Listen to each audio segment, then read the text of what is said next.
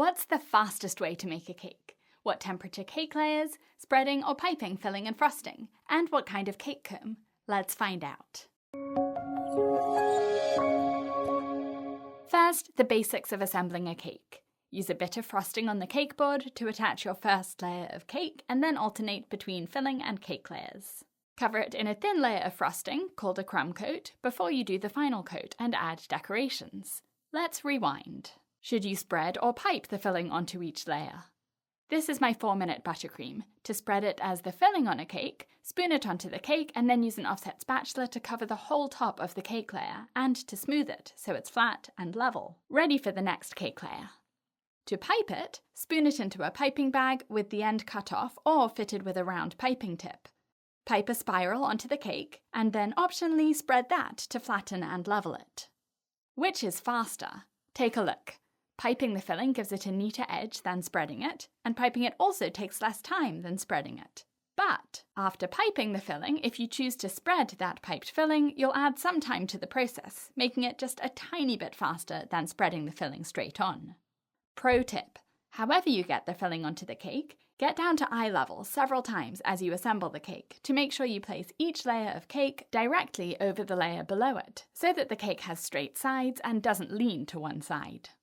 What about the frosting? Should you spread or pipe that on? If you spread it on, the top of the cake is the same process as the filling, spreading it to cover the cake and then smoothing it. For the sides, these side-to-side motions are the quickest way to spread the frosting all over the cake. To pipe the frosting on, again, the process for the top of the cake is the same as for the filling. But for the sides of the cake, I like to pipe these zigzags to evenly spread the frosting over the cake without ending up with too much frosting. I like to pipe a ring around the bottom of the cake too, since that's the trickiest part to get an offset spatula down to. Then spread the piped frosting all over the cake. Which way is faster, spreading or piping? Definitely piping. Although it's an extra step to fill a piping bag with frosting and clean it later, you'll see that it takes a lot less time to spread it when it's already piped evenly over the cake, compared to scooping up dollop after dollop of frosting from a bowl and spreading that straight onto the cake.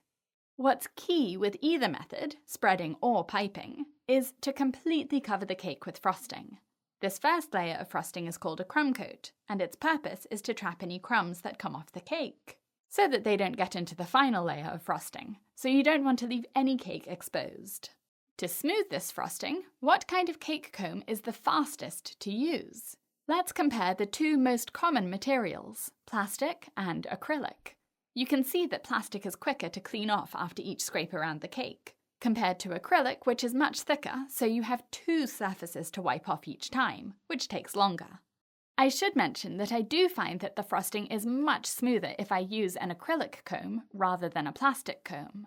But for the crumb coat, I use a plastic cake comb because speed is my goal, rather than making it pretty, since the crumb coat is going to be covered up with a final layer of frosting, so it doesn't matter what it looks like. But for the final coat of frosting, I would choose acrylic over plastic because I want that frosting to be as smooth as possible.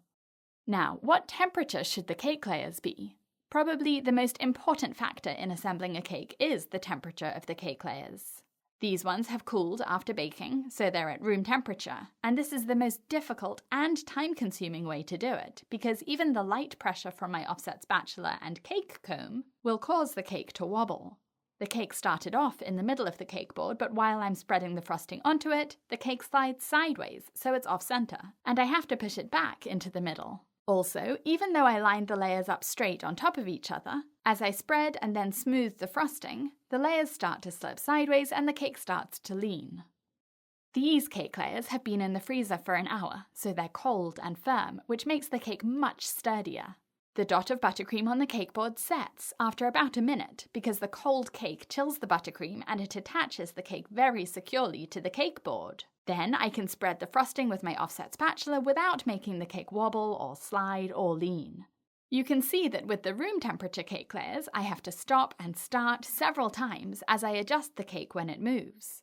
But with the cold cake layers, the cake stays still as I spread and smooth the frosting, so the process is much quicker. So, now you know the fastest way to decorate a cake. Learn all of my tips for cake decorating on my online cake school with hundreds of decorating techniques and designs. Go to britishgirlbakes.com or click the link in the top of the screen or in the video description. Thanks for watching.